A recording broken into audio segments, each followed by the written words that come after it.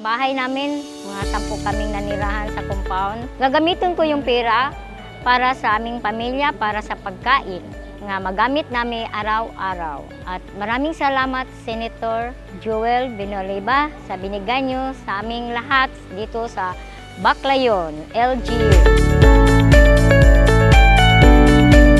Ang tulong na ito ay gagamitin ko po sa aming basic needs. Maraming salamat po, Senator Joel Villanueva, sa tulong na ibigay ninyo ngayon sa aming payout.